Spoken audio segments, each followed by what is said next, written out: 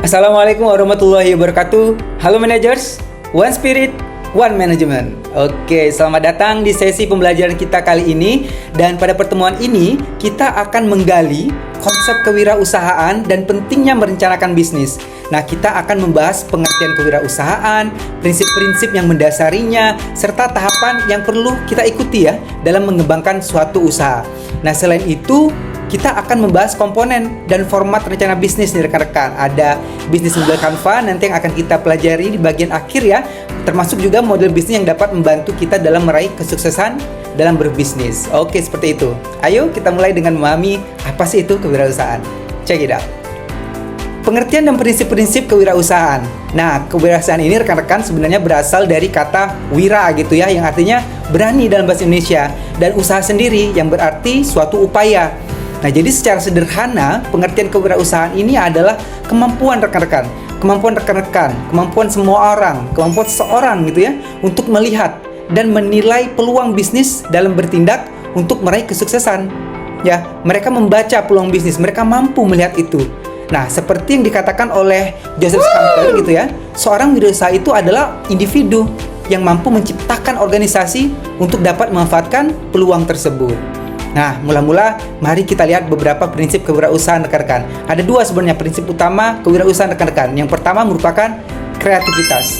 Nah, ini adalah kemampuan untuk mengembangkan ide dan menemukan solusi baru terhadap isu dan potensi yang sudah ada di lingkungan bisnis saat ini. Nah, kreativitas ini mendorong kita untuk berpikir ya, untuk berpikir dari kebiasaan kita biasanya ya, di luar kebiasaan, dan mencari cara-cara baru yang inovatif untuk memecahkan masalah gitu ya. Nah, contohnya nih, banyak perusahaan teknologi yang memanfaatkan kreativitas untuk menghasilkan produk inovatif. Seperti apa contohnya? Betul, seperti Apple gitu ya, produk Apple yang terus menciptakan produk barunya yang menarik perhatian konsumen. Ya. Yang kedua apa yang kita perlukan? Merupakan inovasi. Nah, setelah mengembangkan ide, inovasi adalah kemampuan untuk menerapkan ide tersebut dalam bentuk produk atau layanan yang dapat dijual atau dikomersialisasikan gitu ya. Nah, perusahaan yang mampu mengubah ide ini tadi menjadi suatu aplikasi yang memudahkan kehidupan manusia dalam kegiatan sehari-hari seperti aplikasi pembayaran digital. Tidak usah jauh-jauh rekan-rekan. Aplikasi Canva saat ini sudah mulai mendegradasi PPT gitu ya, PowerPoint, yang sangat mudah sekali kita mengcustomize-nya dan sangat menarik sekali. Bisa mengubah dokumen dari tampilan bisa menjadi bentuk portrait gitu ya, dan sebaliknya membuat apapun menjadi sangat mudah ya, menghapus background seperti itu. Ini sangat mempermudah pekerjaan kita. Nah, seseorang ya, tentunya kalian semua yang ingin menjadi wirausaha harus siap ya menghadapi ketidakpastian dalam mengambil satu risiko. Walaupun ada kemungkinan gagal, itu pasti dalam posibilitasnya pasti akan ada. Setiap peluang risiko pasti ada gagal dan pasti ada untung gitu ya. Nah, oleh sebab itu karena adanya kegagalan, adanya risiko tersebut, artinya apa? Kita memerlukan keberanian dan kemampuan berpikir yang kreatif, juga inovatif. Ini sangat penting untuk meraih sebuah kesuksesan ya bagi seorang entrepreneur gitu. Nah, kerap juga nih wirausahawan itu diidentikan dengan red card principle. Red card principle, ada yang tahu? Apa itu red card principle? Boleh? Ya, jadi red card principle itu adalah, bayangkan rekan-rekan sedang duduk di teras rumah seperti ya, atau rekan-rekan sedang duduk di tepi jalanan lagi nongkrong dengan teman-temannya. Rekan-rekan melihat mobil lalu lalang gitu. Nah, apakah rekan-rekan menotis berapa sih red card mobil merah yang lewat seperti itu? Nah, kadang-kadang seorang wirausahawan yang sangat paham, yang sangat kreatif, memanfaatkan peluang, melihat potensi, mereka bisa membaca, mengingat. Ada 2, ada 3. Mereka mengambil kesempatan, mereka mengingat itu. Tidak melewatkan potensi tersebut yang akhirnya bisa meningkatkan menjadi peluang bisnis usaha di masa depan. Dengan memanfaatkan peluang-peluang yang kadang kita tidak sadar. Ada, tapi hanya terlewat saja seperti itu. Itulah mengapa kemampuan seorang wirausaha adalah harus kreatif dan inovatif. Bisa membaca peluang bisnis, bisa mengetahui perkembangan zaman seperti itu. Oke, selanjutnya kita akan membahas ke bagian selanjutnya mengenai tahapan pengembangan kegiatan kewirausahaan. Oke rekan-rekan. Nah selanjutnya kita akan membahas mengenai ini tentang pengembangan kewirausahaan. Sebenarnya ada 4 rekan-rekan. Ada 4 tahapan yang kita mulai ya, yang harus kita lakui untuk melewati setiap tahapannya. Yang pertama yaitu tahap memulai usaha pastinya kan. Nah di tahap ini kita perlu menentukan jenis usaha apa. Ya seperti di materi-materi yang sudah ada saya share gitu ya. Jenis usahanya apa nih? Ya apakah usaha dalam jenis energi, apakah usaha dalam jenis dagang, services gitu ya. Nah, kemudian kita perlu apa? Perlu untuk merancang rencana bisnisnya, renbis gitu ya. Dan tentu mengelola sumber daya. Sumber daya ini banyak sekali rekan-rekan, sumber daya produknya, untuk inputnya, untuk menghasilkan output, sumber daya manusianya. Nah, mengapa ini penting rekan-rekan? Karena perencanaan yang baik adalah kunci untuk meminimalkan resiko. Ya, dengan kita dapat mengelola perencanaan, kita dapat memahami peluang-peluang risiko. Kita dapat meminimalkan risiko-risiko yang dapat terjadi di masa depan. Penting sekali nih rekan-rekan. Misalnya dengan kita meminimalkan risiko yang seandainya akan terjadi 50% gitu ya dari total risiko yang kita miliki, dengan kita memahami, memiliki plan seperti itu, risiko 50% bisa saja menjadi 20%. Contohnya rekan-rekan, misalnya rekan-rekan ingin membuat satu depot kayu seperti itu. Ya, paling tinggi risikonya yaitu kebakaran. Betul? Ya kan? Nah, apa yang untuk kita lakukan untuk meminimalkan risiko tersebut? Dengan mengasuransikannya agar jika ada peluang tersebut atau ada ancaman kebakaran, jika terjadi kerugian kita semula misalnya dari 100 miliar misalnya total omset akan bisa kita klaim melalui asuransi seperti itu. Nah inilah yang dinamakan dengan minimalkan risiko. Dengan kita mensacrifice, dengan kita memberikan dana untuk asuransi, tapi kita mendapatkan manfaat keuntungan yang lebih seperti itu. Nah selain itu juga banyak ya startup yang saat ini sedang hits juga merencanakan strategi pemasaran mereka sebelum meluncurkan produk ke pasar. Jadi mereka merencanakan dulu ini benar tidak sih, sesuai tidak sih dengan tren selera pasar saat ini, target marketnya siapa seperti itu ya. Oke, yang kedua adalah tahap menjalankan usaha rekan-rekan. Nah, dalam tahap ini kita harus mengelola berbagai aspek ya. Mulai nih mengembangkan usahanya. Mulai dari manajerial, permodalan, hingga sumber daya manusia atau SDM. Nah, keterampilan manajerial ini juga sangat diperlukan rekan-rekan, bagaimana kita dengan art gitu ya, dengan science, ilmu yang kita miliki agar tujuan yang efektif dan efisien untuk meningkatkan produktivitas perusahaan kita dapat benar-benar terjalankan seperti itu. Nah, misalnya seorang pemilik restoran nih harus mengelola karyawan, pemasok, bahan makanan, dan tentu pada outputnya adalah selain kita menghasilkan barang dan jasa yang menjadi earning kita, kedua adalah output yang kita dapatkan adalah kepuasan dari pelanggan itu sendiri rekan-rekan, sehingga menambahkan value daripada produk yang kita jual. Oke. Nah, ketiga tahapannya apa? Betul, tahapan yang ketiga mempertahankan usaha rekan-rekan ya. Nah, fokus pada pelayanan pelanggan ya, ada kunci pada tahap ini. Kualitas barang atau jasa harus terjaga agar pelanggan tetap puas dan loyal. Ya, contoh apa rekan-rekan? Kalau pada tahap mempertahankan ini sangat sulitnya apa untuk mempertahankan? Simpelnya saya berikan contoh tentang SOP. Ya, ketika mulai kita baik ya, pelanggan juga masih normal. Ketika mulai terkenal, pelanggan mulai membludak, SOP mulai keteteran seperti itu ya. Ternyata kita membutuhkan tambahan pegawai juga harus training. Ternyata kita tidak bisa memahami seluruh pegawai bagaimana sifat karakternya. Nah ini menjadi tantangan untuk mempertahankan. Ada mungkin rekan-rekan pengalaman ketika makan bakso di tempat A dulu 5 bulan yang lalu enak sekali, ketika saat ini datang kok beda rasanya ya. Nah itulah sehingga pelanggan kita tidak loyal lagi rekan-rekan. Nah kemudian itu menjadi perhatian yang sangat penting untuk mempertahankan satu usaha. Seperti itu ya. Oke, nah selanjutnya kita akan masuk ke tahapan yang terakhir, yaitu mengembangkan usaha. Kita mendevelop usaha kita. Nah, jika semua sudah berjalan baik, saatnya untuk mengembangkan usaha rekan-rekan. Kita melakukan ekspansi, baik itu ekspansi dari sisi lokasi, kita menambah gerai-gerai baru, atau ekspansi daripada jaring distribusi, atau menambahkan produk-produk baru, atau benar-benar produk yang terdiferensiasi, gitu ya, produk baru. Nah, tapi kita harus melihat nih, seajak apa, sekuat apa, apakah sudah benar-benar foundation daripada bisnis kita itu udah robust gitu ya. Nah, ini harus menjadi perhatian yang penting bagi seorang entrepreneur seperti itu. Nah, menarik sekali bukan rekan-rekan? Nah, ini tentu harus menjadi hal-hal yang penting dan esensi bagi rekan-rekan untuk menjadi seorang entrepreneur seperti itu.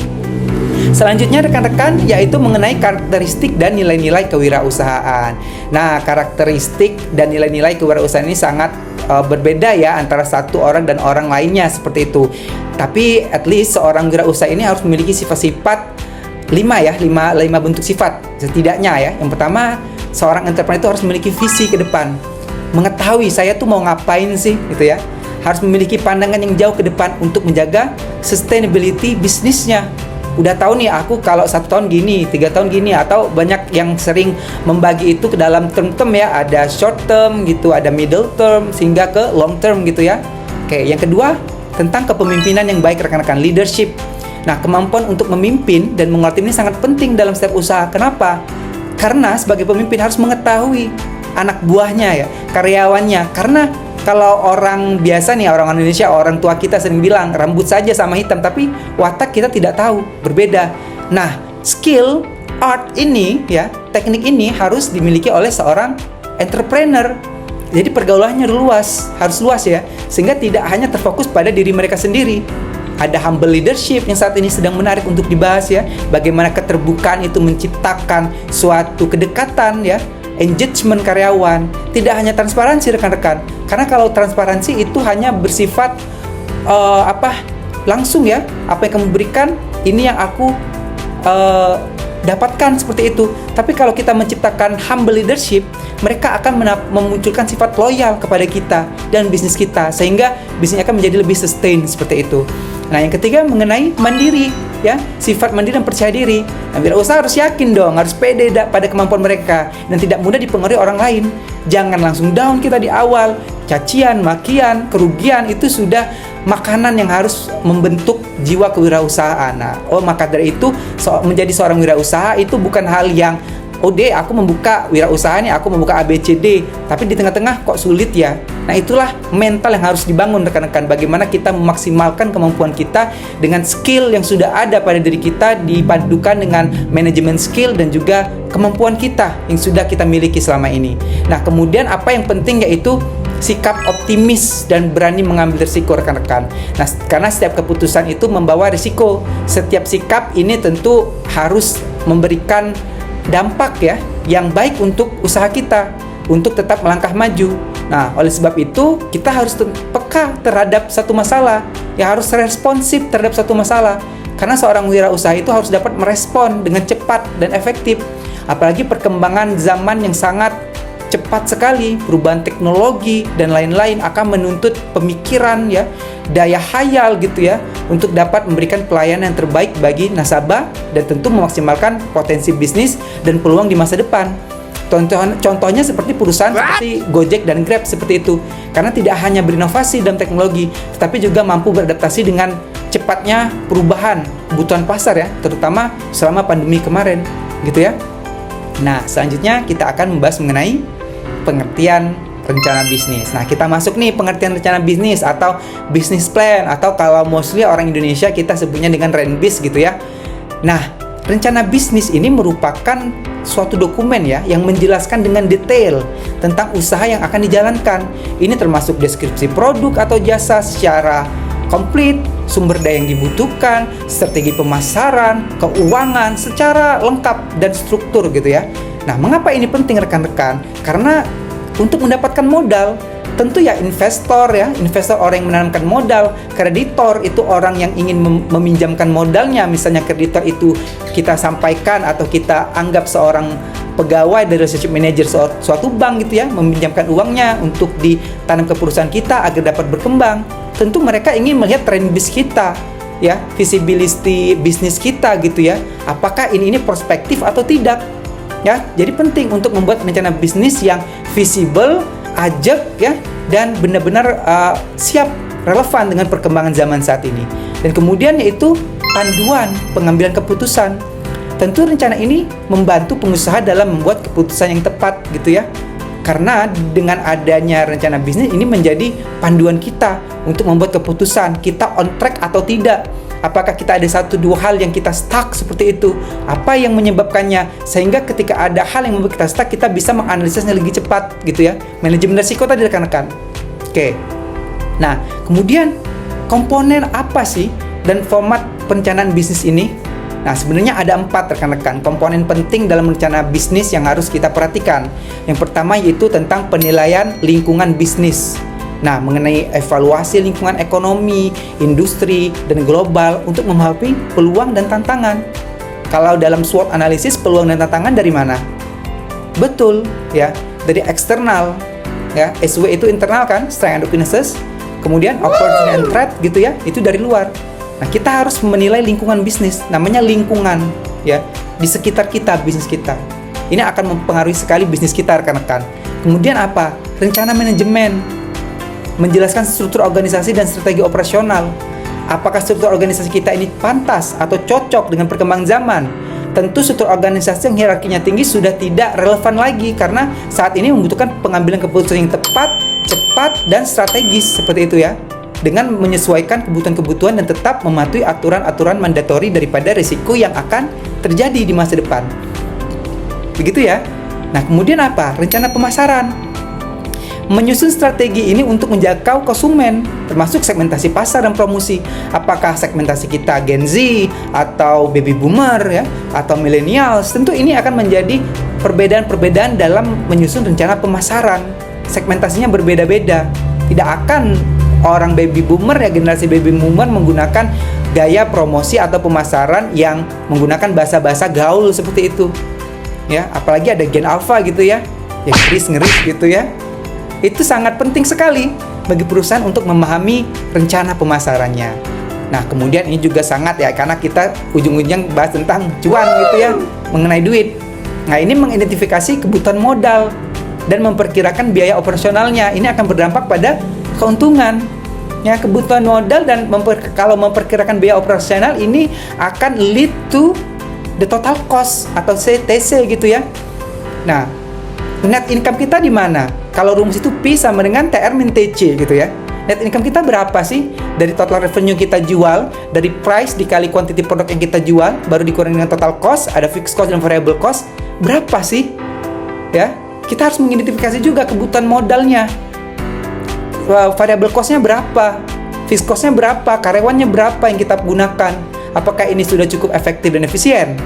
Sehingga ini penting sekali untuk memahami beberapa komponen-komponen ini agar kita dapat membuat rencana bisnis yang komprehensif dan realistis. Oke, nah selanjutnya kita akan membahas mengenai kerangka dasar pembuatan rencana bisnis. Ini kita membuat rencana bisnis, membuat kerangka, memahami struktur-strukturnya. Ini penting sekali rekan-rekan, sehingga rekan-rekan memiliki bayangan, oh ini loh yang harus aku lakukan gitu ya. Nah, saat menyusun rencana bisnis, kita perlu mengikuti kerangka dasar yang mencakup kurang lebih 5 kerangka dasar rekan-rekan.